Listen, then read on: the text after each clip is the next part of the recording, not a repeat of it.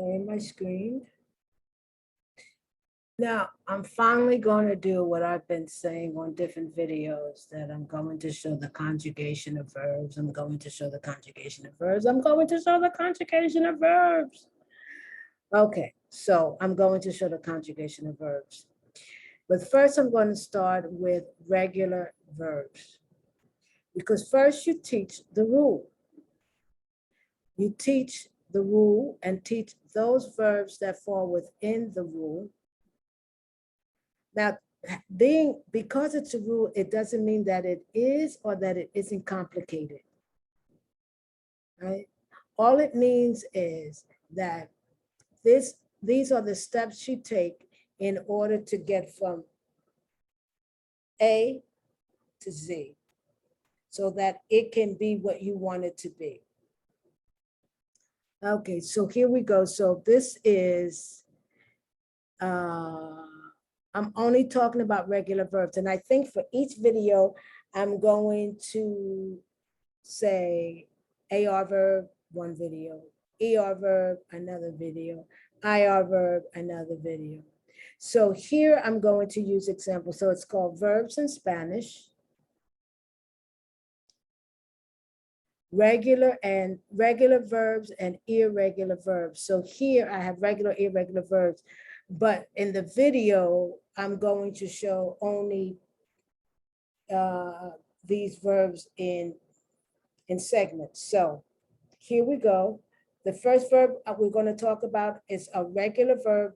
The verbs that have the most in the AR verb is the majority of the verbs in Spanish.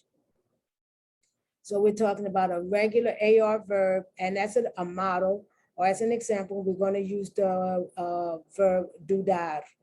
And I have, this is how you conjugate, yo, tú, usted, él, ella. So you normally have yo, the next line tú, then the next line you have all three together, usted, él, ella. Notice that usted has an accent. That accent is very necessary. Then the next line, nosotros. Then the next line, ellos, ellas, ustedes.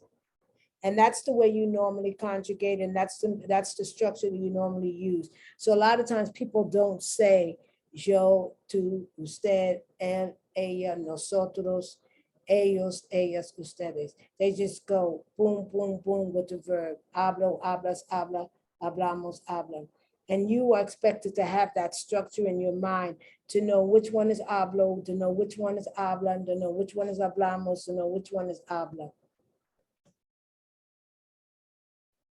All tenses for the regular AR verb. Now, first, I define dudar.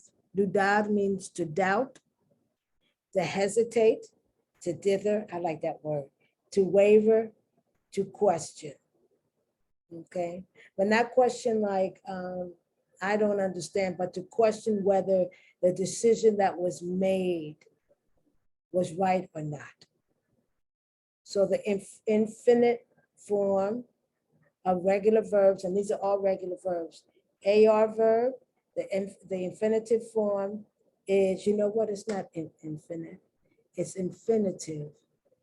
The infinitive form is, oops, infinitive. I don't know why I put infinite, but you see how quickly I can change that? Because this one is not an image. The others, many of the others, most of the others we did were images. This is not an image. This is word. And I haven't put it in the image form. So the infinitive form, regular Spanish verbs, AR verb, dudar. So dudar is the infinitive. ER verb, beber. Beber is the infinitive form. It's the whole verb. IR, omitir. Omitir is the regular, it's the infinitive form. So today, for this video, I'm just going to deal with the AR verb. Then later I will deal with the ER verb, and the model will be beber. And then the IR verb, and the model will be omitir. So here's the imperative form. So I'm doing some things all together. For example, when it comes to imperative, I'm doing it all together. So the imperative form, and we're talking about tu, the informal you. Affirmative, it's duda, bebe, omite. Now, I didn't say bebe because bebe means baby. I said bebe, where the accent is on the first E. Okay, the negative form, no dudes. Notice that the ending changes from the AR verb to the ER verb. No dudes, no bebas. Notice that the ER ending changes to the AR ending with the S. Okay, so bebas. Same thing with the IR verb, omite, omitas. So the only one that doesn't, well, you have to study endings because two normally is with an S. So the affirmative, the AR ending stays with the AR, the ER ending stays with the ER, and the IR ending stays with the IR. But the minute it becomes negative, then the AR ending becomes the ER ending, and the ER and IR ending becomes the A ending. So now look at the instead form. Exchange of endings. Do they, beba, omita. No, do they, no, beba, no, omita.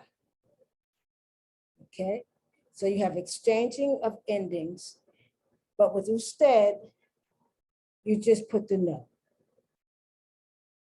The imperative form,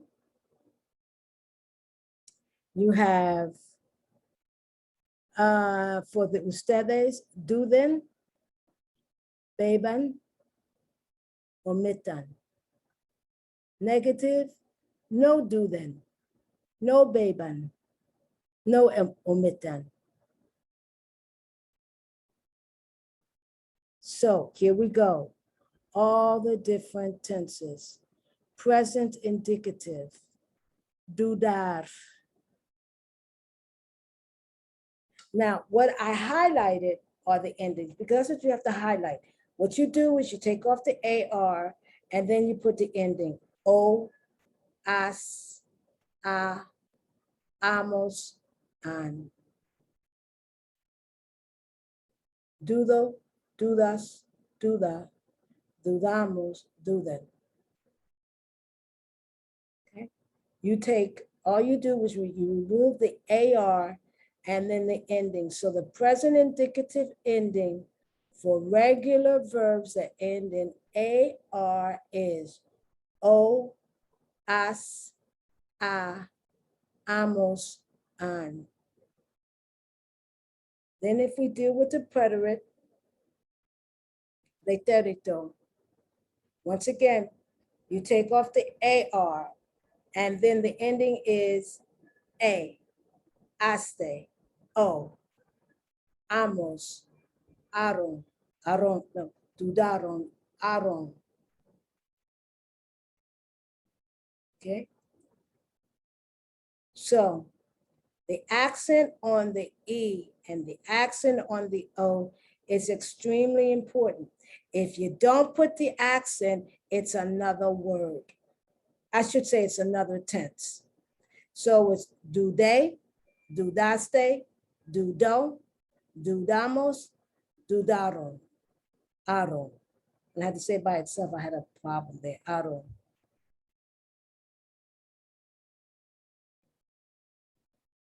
Okay. So let's look at the simple future, dudar. Once again, now here, I was getting ready to say remove the AR. Here, this is the will plus the verb in English. Here, you don't remove the AR. You have the entire verb in its infinitive form. And then you add endings. A, as, a. Notice the accents. Accents are very important. Amos, no accent. An. Dudaré, dudarás, dudará, dudaremos, dudarán. Do not skip the accent. You can hear it, dudaré. I'm putting the accent on the last syllable. And you know, if a word ends in a vowel, the accent is not on the last syllable. I mean, normally, naturally, the accent is on the next to the last syllable. But because this falls outside of the rule for pronunciation, you have to put the accent, dudaré, dudarás, dudará, dudaremos, dudarán. Okay, and the only one that doesn't fall outside of the rule of pronunciation is a nosotros form, dudaré. You hear that? Dudaré. Most, next to the last syllable. Here we have the simple conditional, dudar. Once again, it's the whole verb, and then you have the endings, ia, ias, ia, íamos, ian. So dudaría, dudarías, dudaría, dudaríamos, dudaríamos. That's why that I has the accent, okay? Because that I, it's telling you two things. Number one, that the I is strong. It's not the, because this is a weak vowel. It's telling you that it's strong. So it's pronounced like the E, dudarí. Right? Amos. So it's not in the next to the last syllable. It's the do, da, ri. It's the third syllable. Okay. So you need the accents. The accents are important. Dudarían. Now, the reason you have the accent is to tell you that that I is pronounced like a strong I, E. It's not pronounced like a weak I, E, like a Y, E. It's not dudaría, yeah. It's dudarí, E, E, A. Okay, that's a simple conditional. Then you have the present perfect. We haven't talked about that yet. We will. We'll talk about the present perfect, but if I start talking about the meanings of the present perfect with this, we'll never get through the conjugation of the AR verb, let alone the ER and IR verb. So right now, I'm just going to talk about the structure. So you have the present perfect. And the way the present perfect is formed is you have the subject, you know, Mary or John or I or you or we or they or whatever. Then you have the present tense of the verb haber. Haber is like English have.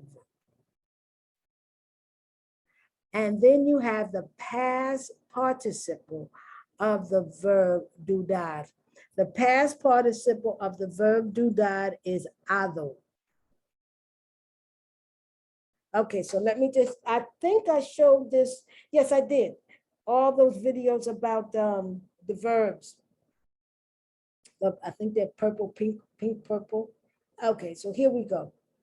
The past participle of the verb is, if it's an AR verb, it's ado. If it's an ER verb, it's ido. If it's IR verb, it's ido. Okay? Now, in English, it gets complicated because in English, if it's a regular verb, the past participle form of the verb and the past tense of the verb, the same.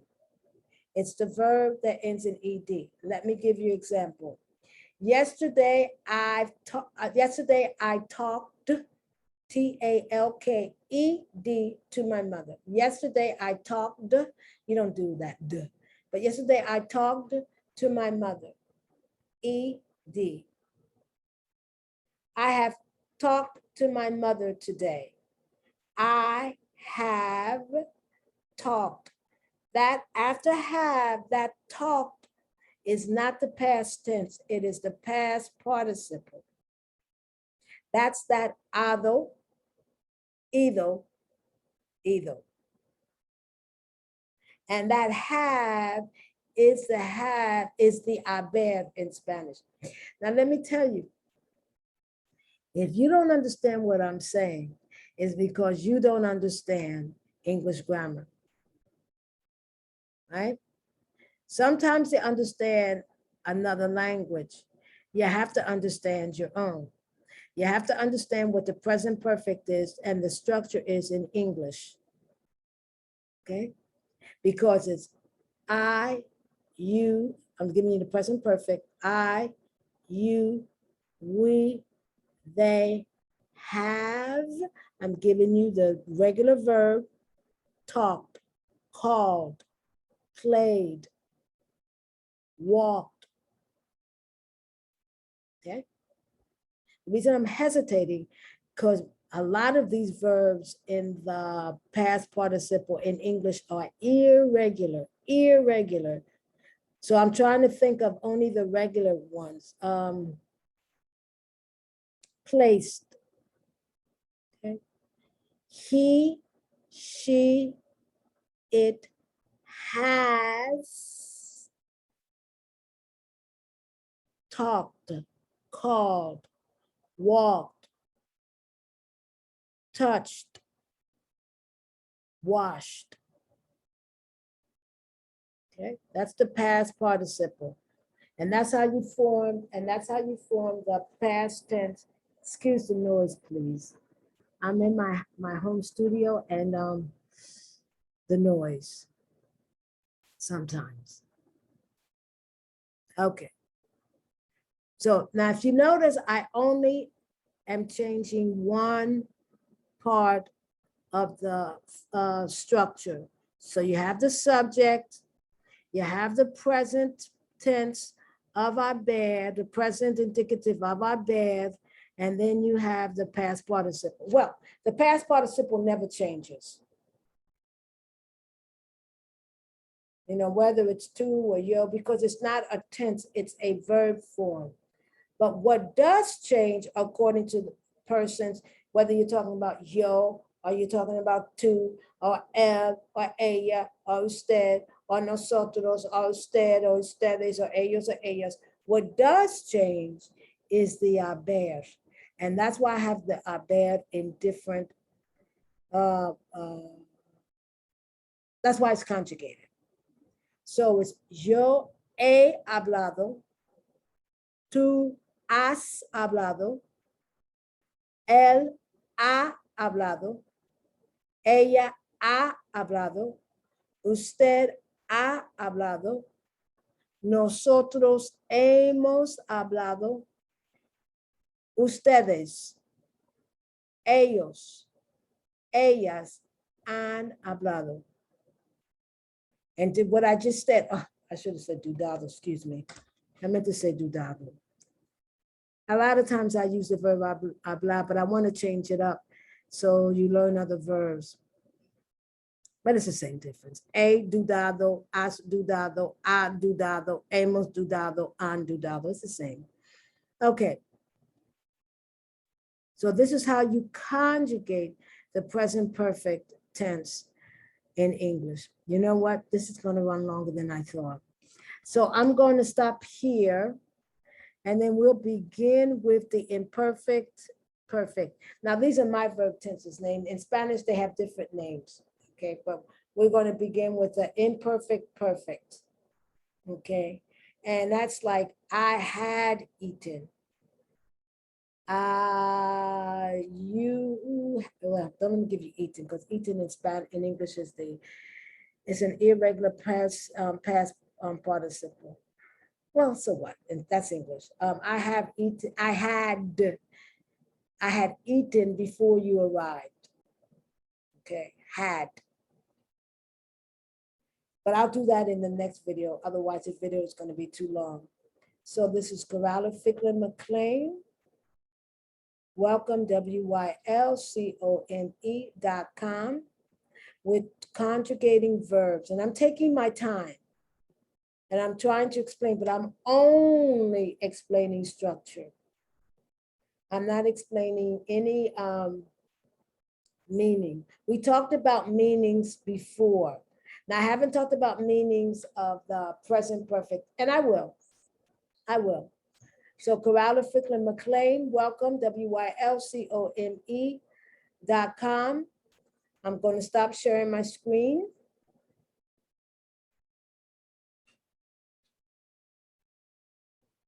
And I want to thank you. Have a good day. Think about subscribing or giving me thumbs up. Thank you. Have a good day.